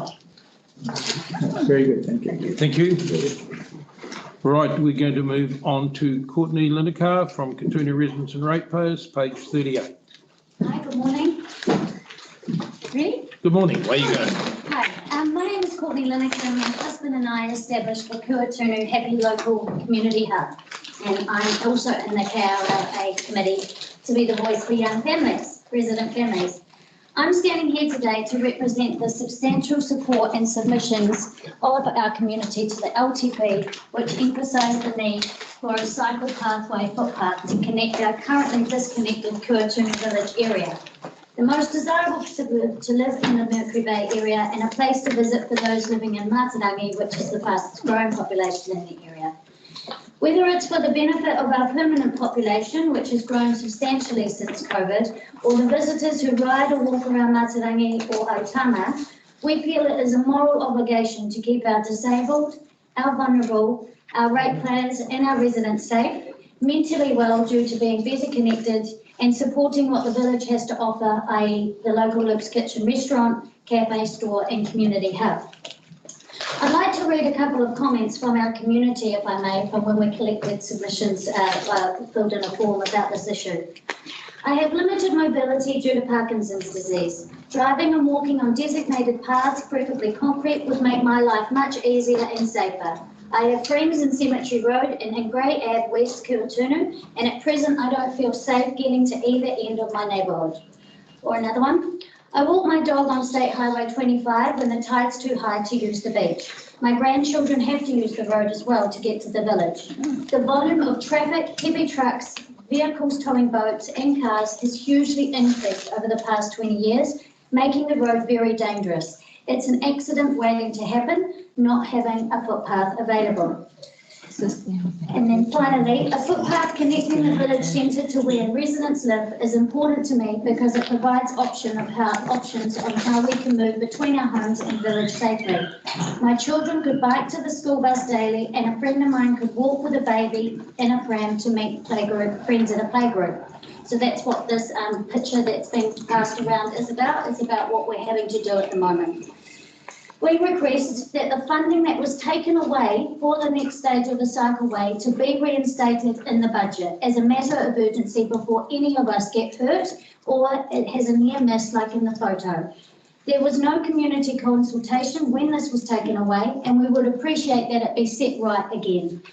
We request that TCDC work once again together with NZTA on this matter to get the section of the footpath continued from our boat ramp to Kuatunu West and then continue to work together to continue the path up to Cemetery Road, past Humpton Flats and Waitara Road, where currently 54 children are getting in a car every day to get to the school bus rather than cycling or walking as they'd like to do. It would be great if this could be finally addressed and achieved 25 years after the efforts for this began. Thank you. Thank you. 5 years shy of the... Questions of Courtney? Just one, Courtney. Were there any other projects, or is this the only nice to have that you'd like to put into the must-dos for Kuatunu? This is a must-do due to the safety issue and the wellbeing issue. All right, thank you. Good issue. Thank you. Thank you. Thank you. Righto, we're going to go back to Mike Noonan on page 238. Welcome, Mike.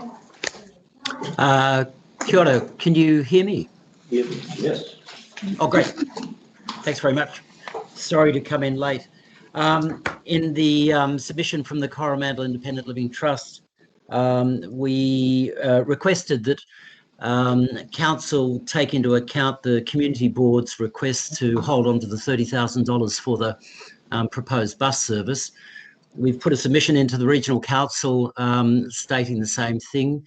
And at the time, one of the regional councillors mentioned that there are other transport options, such as the Total Mobility Scheme. That's a scheme that's funded by central government and regional government. And I pointed out to them that, in fact, the TCDC is one of the very few areas in the country that does not support the Total Mobility Scheme. So that, as a transport option for people from our community in the Coromandel Colville ward, means that we have no public transport whatsoever at the moment. We have no subsidised scheme that's supported by regional and central government, and thus we would reiterate our request that council support the community board in looking at a transport service that's been promoted by Councillor Tegg from the regional council. The second one is that we support the continued funding of footpath improvement. We need it badly in Coromandel. There's an aged population that is probably the highest proportion of any ward throughout the district. And we need to keep on improving the footpaths because, frankly, they are an issue for not only older people, people with a disability, but for parents with prams, so on and so forth. And lastly, we submit that the maintenance of the Wi-Fi that is run throughout the community is needed, as we're the only community that doesn't have a council library that supplies a Wi-Fi service. Thus, the small amount of funding that comes to the community to be able to maintain the Wi-Fi service needs to be maintained. And equally with the security cameras that have been installed by the Business Association, which is now defunct, they're an essential part of the security for the community, and we want those to be supported on an ongoing basis, please. That's our submission. Thank you. Question from Gary. Yeah, I just would like to get it clear from the chair, Michael. It's a matter I've asked a number of other people, but what can I ask? Why did you vote option 1 on the sale of that Whangamata land? Do you know much about it? Yeah. Gary, when I spoke to people, a variety of people in Whangamata, and I could not get a clear response that there was overwhelming support for the option, the other option. And so the only option that I could, or the trust could go for was that council preference option based on the information that I got from the community. And how many people did you talk to? Any other questions? Hang on. No, I spoke to a number of people from Whangamata and a broad range of people, and I just tried to get a sense as to the level of community support for that. And as I say, it didn't strike me that that's what was coming through. So that was the only option that we could come up with. Okay. Any other questions? No. Thank you. Thank you, Mike. Okay. Thank you. All right, we're going to move on to Linda Trumly Smith, please. Is it all right? It's not green. Yeah. Here you go. I'm here to talk to the council regarding the sirens that have been deactivated on September the 21st of 2021. Oh, sorry, this is the one we were handed out. Oh, right. I just want to mention a couple of the issues that have arisen that have resulted in this happening. TCDC made a decision not to fund sirens by way of public excluded meetings. The public was not informed. A decision was made not to inform the public by way of a public excluded meeting, not informed. A decision was made not to advise the public of siren upgrades. Nobody was informed. A decision was made to identify the status of the decision, making it as an operational matter, thereby not subject to public discussion or scrutiny. And what has happened as a result of this decision made by council is that the public are extremely concerned about the decision-making process that has been carried out by council. And it has become extremely clear from the public all around the Coromandel Peninsula that they would like public consultation and they would like the council to consider upgrading the existing sirens to sirens that are multi-purpose, could be included in the FENS sirens. There's insurance money with FENS, so there are options available. But there's been no public discussion about this. Over 2,000 people have signed a petition asking the council to open public consultation and to stop the process of deactivating the sirens. There has been another 600 odd who have signed the physical petition. So this is not one person speaking here. This is a community that is very concerned all around the Coromandel Peninsula. We recently had a meeting with chairs of ratepayers associations, and everyone that was present is extremely concerned for their communities about the process. So resolutions were passed at meetings recently, and the council has been asked to please consider stopping this process, having proper public consultation and looking at upgrading the sirens so that they become a part of the emergency system. Council has said that the cost is approximately 200,000 per siren. We're doing our own research on this that will be made available. But based on that, 2 sirens in Whitianga would be $400,000. So we are asking that the community please put this amount into the LTP so that Whitianga, Murphy Bay area, which is considered one of the top 3 in the country for inundation by a major earthquake and a tsunami, that it be included and that we look into putting sirens in the community here. I don't have anything else to say. It's very evident that the community wants this changed. And I would ask all the councillors here to please review their decision, or whoever made the decision, and to take a stand on behalf of the communities whose safety and lives you are all responsible for in the decisions that you make, and look into implementing sirens into the LTP and funding them so that there is something to replace come September. Thank you, Linda. Are there any questions of Linda? Tony?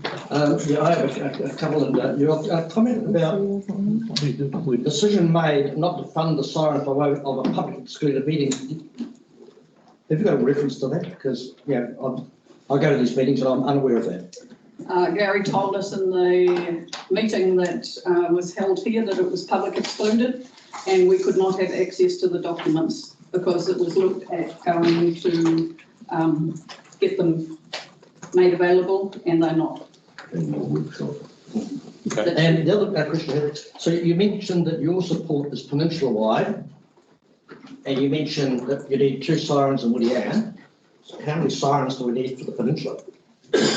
Well, you've spoken about 45. Correct. So one of our questions was who are the 18 who are going to miss out, because you've talked about 45 and now you've decided not to do it.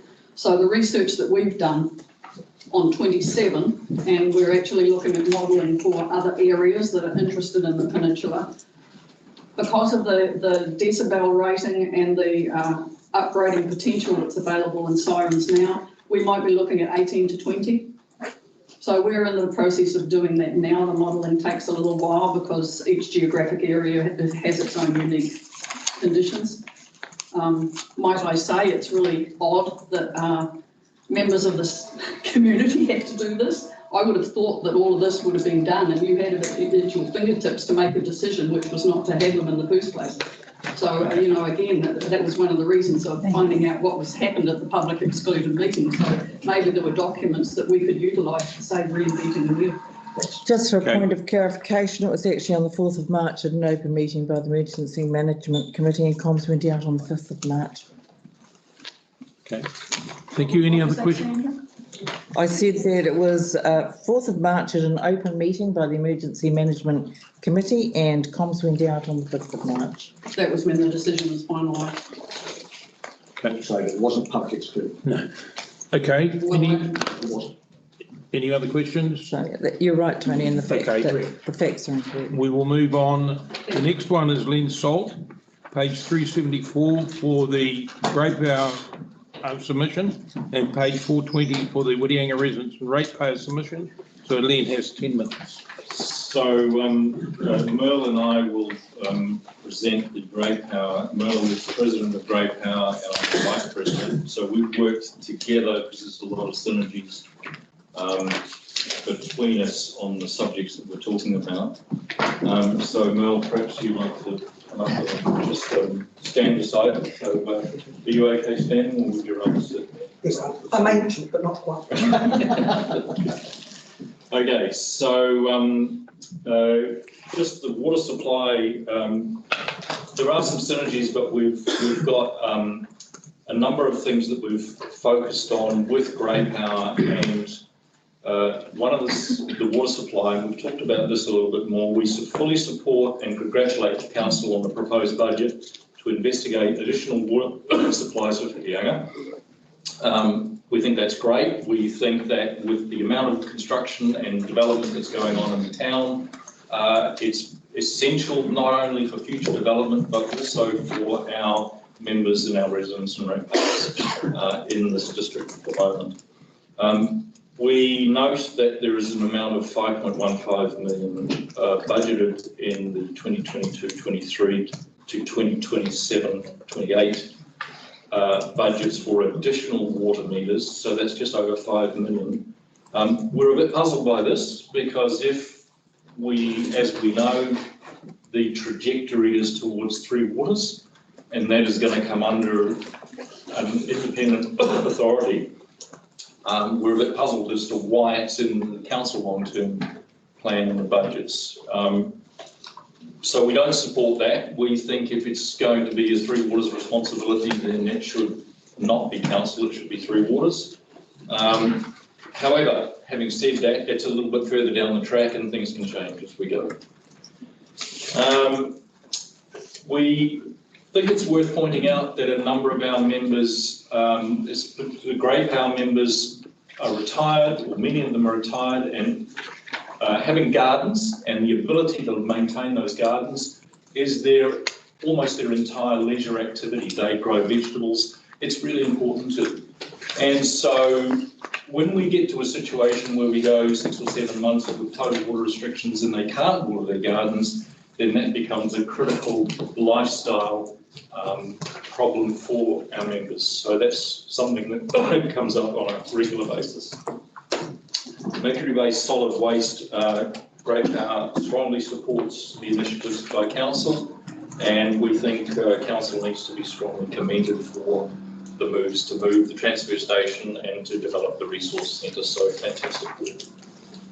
Wheelie bins, nearly $4 million in the 2023 LTP for wheelie bins. We don't support that because we think it's counterproductive to the objective of reducing waste. We don't see that as being helpful. Fees and charges are a concern, proposed increases. But I guess one of the really critical things that our members keep coming back to us again and again, and this has been talked about by a number of other groups, many of our people are on fixed incomes. They are looking at the projected rates increases and scratching their heads and thinking, well, how are we going to cope with this? It's a very real problem, and it comes up again and again in all of our meetings. So the question that they keep asking us, and we don't have an answer, is there a different way that council could be doing things? Is there a way that the contracts model where everything is contracted out and council doesn't even own a screwdriver anymore? And our members, a lot of them are retired farmers and builders and plumbers and drain layers, and they look at it and say, okay, well, you know, we get down the road with a trailer and a couple of guys in a spade, and in 2 hours we can put those signs up, and I'll guarantee it wouldn't cost $9,000. So we're not saying we have the answers, we're just saying our members are asking the questions. Is there a different way of doing things? Is there a more creative way of doing things that doesn't have to cost the earth every time we put up a signpost or dig a hole in the ground?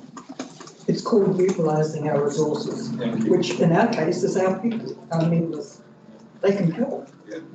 So, I mean, one of the questions that keeps coming up is it a health and safety issue? Is it insurance companies saying you cannot do this because if you do, you make council liable? And if that's the case, does that need to be addressed? Are insurance companies running our council now? I don't know. So, emergency management and decommissioning of sirens.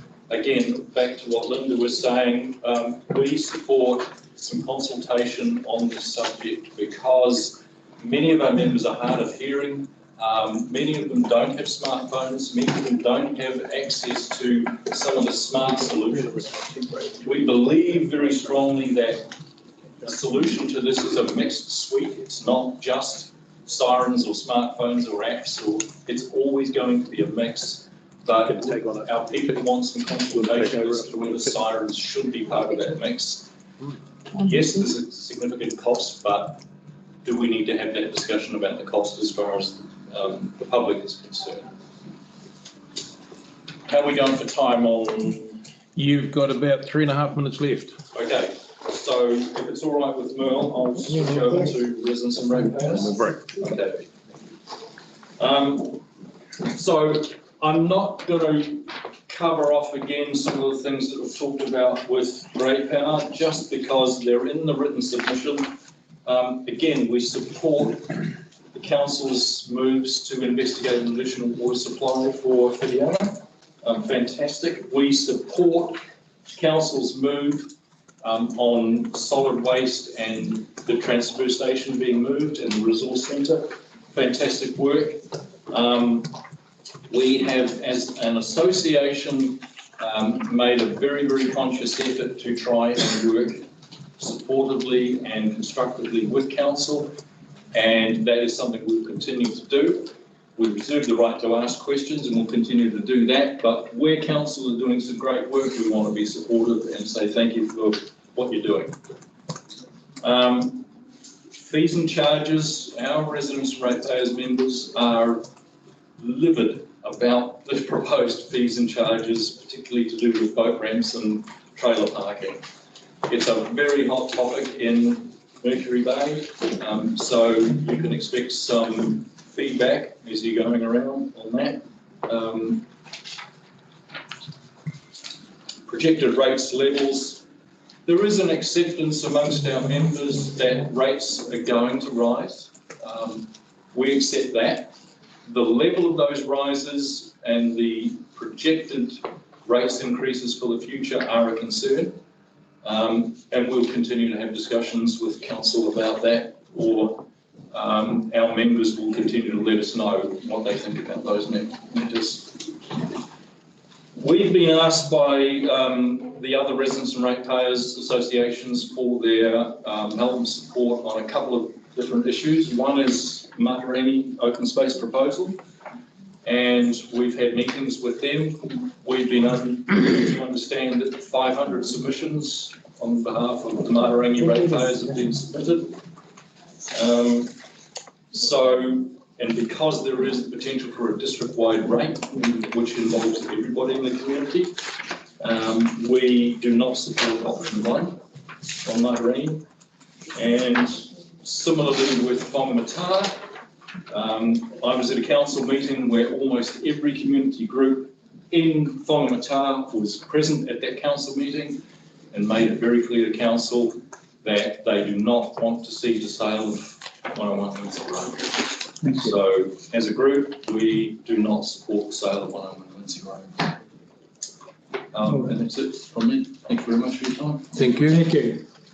Questions of Len? Very good submission. Okay, there being no questions, we're running now about 20 minutes late. So I would suggest we break for sort of a 5 minutes working cup of tea and then carry on. Everyone happy with that? Quick cup of tea and go.